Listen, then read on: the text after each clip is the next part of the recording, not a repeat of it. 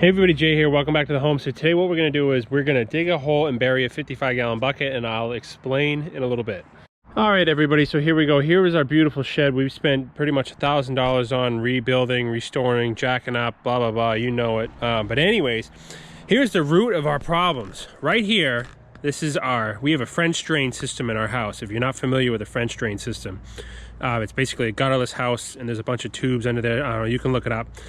This isn't the video to explain that, but the problem is that in the spring this floods water which has nowhere to go, which flooded out our floor on our shed the first time. So what we're going to do, we're going to dig this out. I think what I want to do is we're going to put a 55-gallon plastic drum into the ground, and then we're going to have a sub pump with a float switch. So every time this dumps water in there, rises up, it'll trigger the sump pump and we'll run a garden hose out into the woods.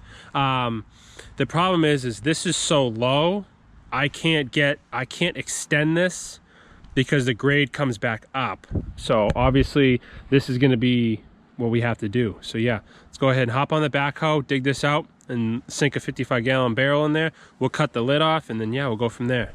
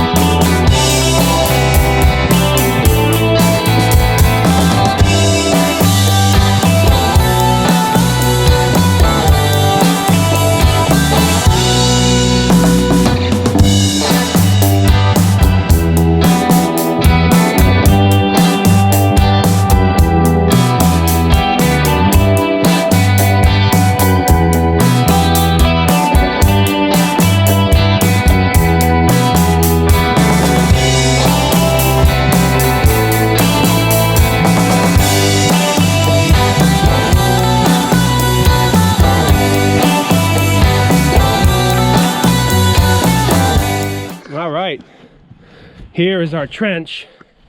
So this is a French drain.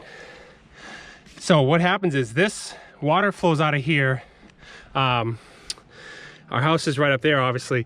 All the rain that falls off of the house goes right next to the foundation through a layer of crushed stone and dirt through a series of these pipes and exits right here. So we got the hole dug, we got it tamped. Let's go ahead and set our barrel one final time, and then we can cut the lid off and we can probably backfill around the barrel as well.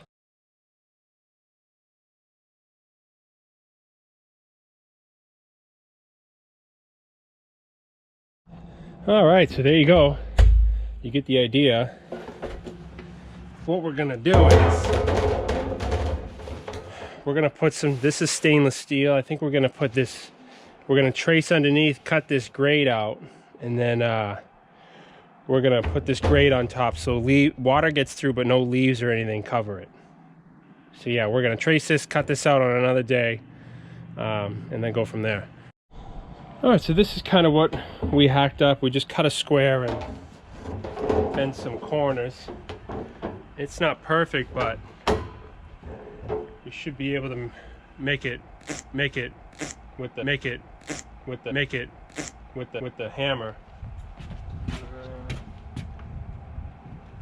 Go get a hammer, hold that thought.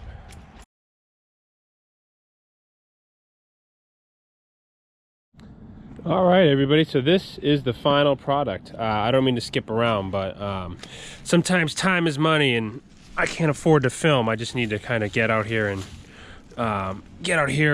just do what I'm doing. But anyways, we kind of tamped this dirt around here. But basically this is it. As you can see here, I have just a steel cover just resting on it now. I'll go ahead and lift this away. There's our drum buried with our steel grate on top of it for the leaves and stuff. But anyways, pretty much in the springtime or heavy rains, we're gonna do the pump another day because we don't really need to do it now. But anyways, as you can see here, the water will flow out the perimeter drain, fill up this barrel, and then we'll cut a hole in our grate here. We'll have the sub pump, and it'll be pumping out water out into the woods. We can fill our swimming pool, whatever it may be. So yeah, anyways, I just wanted to, this is pretty much the final product. We built up some dirt here, so now we can actually walk back and forth from one side of the shed to the other. And we just cleaned it all up with the rocks. And there's my son's coupe car. We were out here playing after his nap. But anyways, yeah, that's pretty much it. All right, everybody, I hope that makes sense. Basically, this is the extension of our gutters for the most part. The water will go in, fill the barrel. I'll have a pump in there with a hose, and as it hits the float switch, the pump will kick on, and it'll pump water out. I'm trying to save my shed. I attached a photo, and I'll attach it now while I'm talking, but every year since we've been here, this is what happens to the shed. And I'll attach the photo now so you can look at it. So as you can see there, the water has nowhere to go. So now at least it's contained. I have a fighting chance come springtime when everything thaws out. So anyways, let me know what you guys think. This is probably the most interesting, I guess, rainwater collection system you can do. We won't necessarily be collecting the water right now. It's on the list eventually to get some totes and whatnot, and yeah. But anyways, this is a good, I'm telling you, that's gonna yield some water. So stay tuned for the spring. I guess probably 5 months from now you'll see the thaw out because it's November now. But anyways, enough of me rambling. Hope it made sense. Appreciate you guys watching, and yeah, we'll see you in the next video.